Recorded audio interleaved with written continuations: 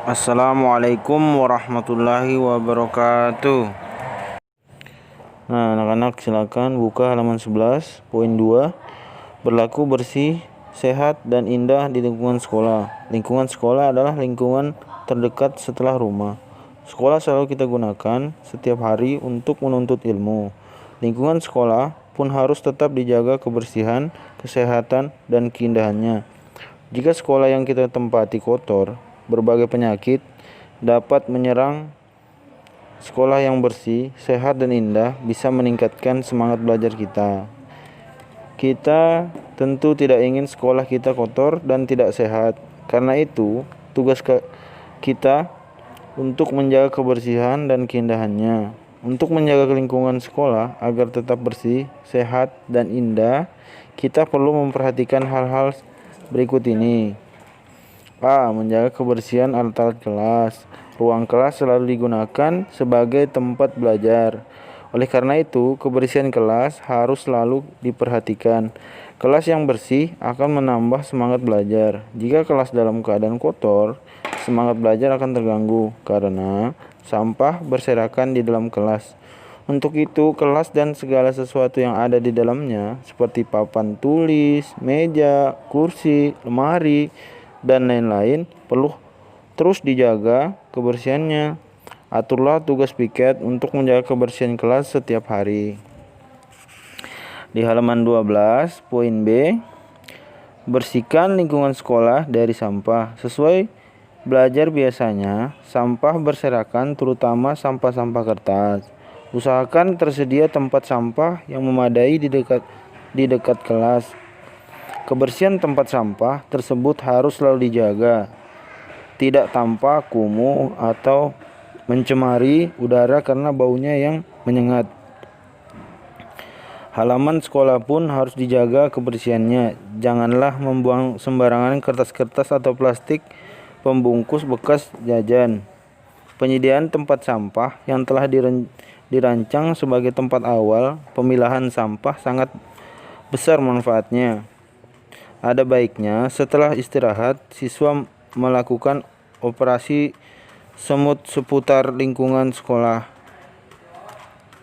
Hal ini untuk mendidik dan membiasakan siswa untuk menjaga lingkungan sekolah dari sampah. Perhatikan gambar di halaman 12, membiasakan diri membuang sampah pada tempatnya. Kita lanjut ke halaman 13, poin C. Memiliki sarana cuci tangan pakai sabun. Sekolah sebagai tempat kedua setelah rumah merupakan tempat beraktivitas siswa. Setiap hari kecuali hari Minggu, siswa melakukan berbagai kegiatan selain belajar, seperti jajan dan bermain. Karena kegiatan tersebut, tangan bisa menjadi kotor dan berkuman. Dengan adanya sarana cuci tangan pakai sabun, siswa dilatih dan dibiasakan untuk menjaga kebersihan tangannya. Sarana cuci tangan pakai sabun tidak harus berukuran besar. Yang penting tempatnya dapat dijangkau oleh siswa. Selain itu, air bersih memadai dan tidak dibiarkan tergenang. Air yang tergenang akan memancing datangnya berbagai sumber penyakit. Nah, perhatikan gambar di halaman 13. Gambar pertama, sarana cuci tangan pakai sabun sangat penting untuk menjaga kebersihan tangan dari kuman. Kita lanjut ke poin D, menjaga kebersihan WC sekolah. Hal lain yang penting adalah mengingatkan penjagaan sekolah untuk selalu merawat dan menjaga kebersihan WC. WC sekolah harus tetap bersih dan cara disikat setiap hari agar tidak licin. Para siswa diingatkan pula untuk membiasakan diri hidup bersih dengan cara menyiram air setelah buang air. Halaman sekolah adalah juga tempat belajar. Karena itu, halaman harus tetap bersih dan bebas dari sampah. Di poin E, menjaga kebersihan dan kesehatan warung sekolah. Kegiatan yang sering dilakukan oleh para siswa saat istirahat pelajaran adalah membeli makanan atau minuman di warung sekolah atau kantin. Di warung sekolah tersedia berbagai jenis makanan dan minuman ringan. Beberapa hal yang harus selalu diperhatikan oleh pengelola warung sekolah atau kantin antara lain, pertama, warung sekolah atau kantin harus selalu bersih dan sehat. Dan kedua, makan dan minumlah yang dijual harus tertutup rapi dan bebas dari debu, lalat, serta serangga yang merugikan. Dan yang ketiga, makanan yang disajikan harus memiliki nilai gizi. Dan yang keempat, makanan dan minuman tidak mengandung zat pewarna dan pengawet yang membahayakan. Dan yang kelima, air minum non kemasan harus dimasak hingga matang.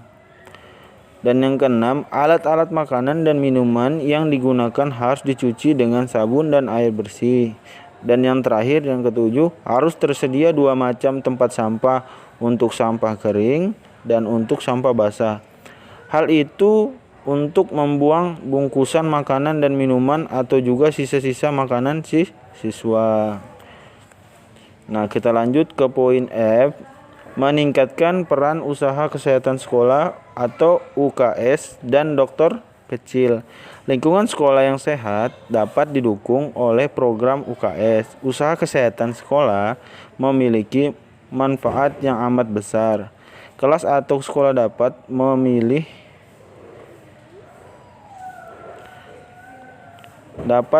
beberapa siswa yang berbakat untuk menjadi anggotanya.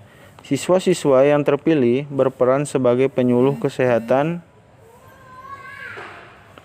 bagi teman-teman yang lain. Mereka adalah dokter kecil di lingkungan sekolah. 3 pilar program UKS yang melibatkan para siswa yaitu pendidikan kesehatan, pelayanan kesehatan, dan pembinaan lingkungan sekolah sehat. Ketiganya dapat dijadikan sarana untuk mencapai tingkat kesehatan sekolah yang baik. Memberikan teladan kesehatan bagi siswa yang lain oleh anggota UKS dan para dokter kecil merupakan cara yang paling efektif dan bermanfaat. Dalam hal pembinaan lingkungan sekolah sehat, para anggota UKS dan para dokter kecil membantu mendorong para siswa untuk mencintai keindahan. Pada akhirnya, cinta akan keindahan akan menjadi kebiasaan mereka. Salah satu caranya adalah menggalakkan kebiasaan menanam tanaman di lingkungan sekolah dan merawatnya. Tanaman itu berfungsi sebagai paru-paru sekolah. Bahkan beberapa tanaman tertentu bisa dipakai sebagai obat. Nah, itu penjelasan di halaman 14. Nah, kita lanjut ke halaman 16. Poin ketiga, berlaku bersih, sehat, dan indah di lingkungan masyarakat. Kebersihan, kesehatan, dan keindahan lingkungan di masyarakat merupakan gambaran kebersihan, kesehatan, dan keindahan di kehidupan keluarga. Sebab keluarga merupakan bagian dari lingkungan masyarakat, karena itu peranan keluarga menjadi penting. Jika kehidupan, kebersihan, kesehatan, dan keindahan keluarganya bagus, maka kehidupan masyarakatnya pun akan menjadi bagus. Sebaliknya, jika kehidupan masyarakat keluarga mengabaikan kebersihan, kesehatan, dan keindahan, lingkungan masyarakat pun akan jauh dari bersih, sehat, dan indah. Untuk itu, kehidupan kebersihan, sehat, dan indah perlu dimulai dan dibiasakan dari rumah atau keluarga. Kita lanjut ke halaman 17. Kebiasaan berlaku bersih, sehat, dan indah yang telah dilakukan dalam kehidupan keluarga dapat ditularkan dalam kehidupan masyarakat.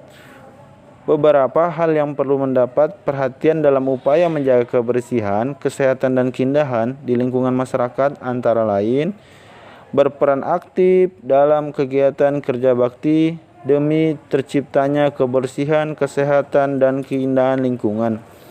Kerja bakti warga masyarakat dilakukan secara berkala merupakan upaya terpuji untuk menjaga lingkungan. Kita dapat memanfaatkan kesempatan kerja bakti ini untuk selalu mengingatkan masyarakat akan pentingnya kebersihan, kesehatan, dan keindahan lingkungan. Bisa kalian perhatikan gambar di halaman 17, kerja bakti warga masyarakat.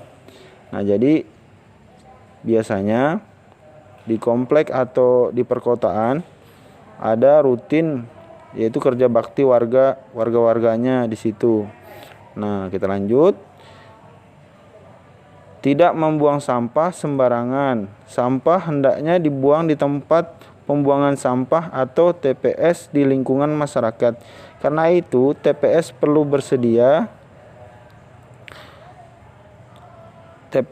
tersedia.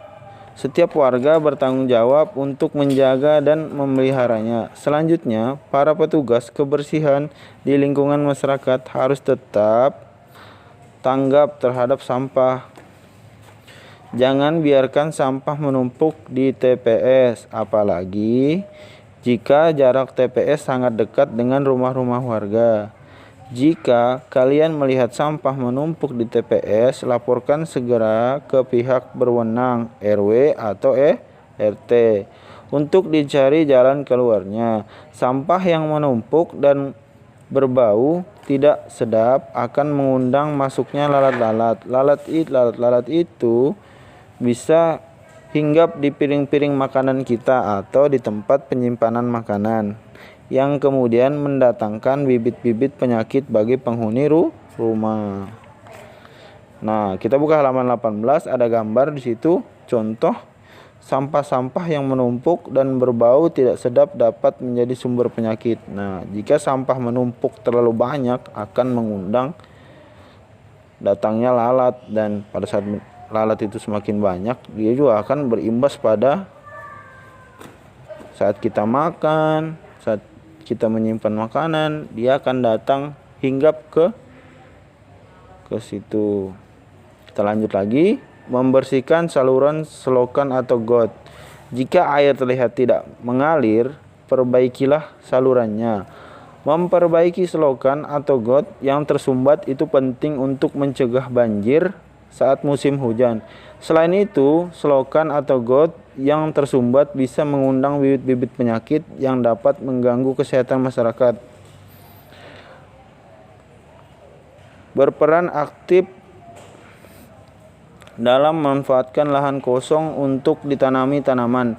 Hal ini akan membentuk tanaman di lingkungan masyarakat. Tanaman yang ditanam akan menjadi sumber oksigen bagi lingkungan.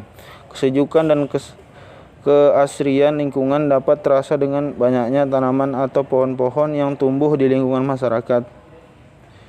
Nah, kita lihat gambar di halaman 19. Contohnya Dinas Pertanaman dan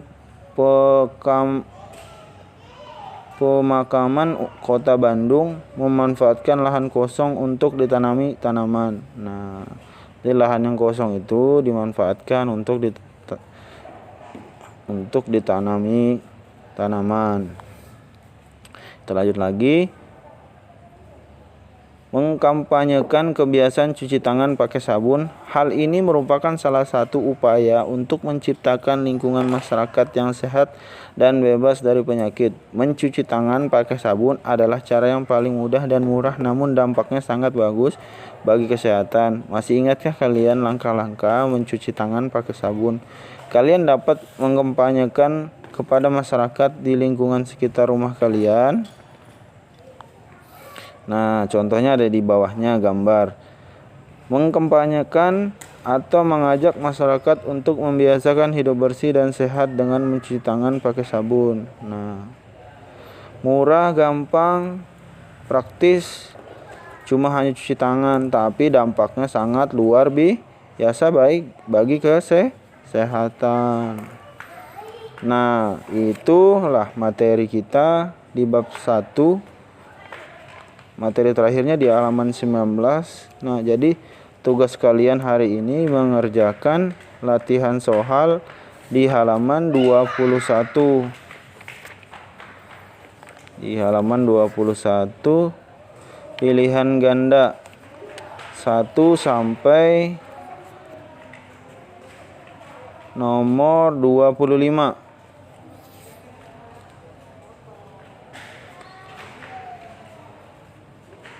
Ya, itu saja penyampaian Ustadz hari ini. Mohon maaf jika ada kesalahan. Kita akhiri. Wassalamualaikum.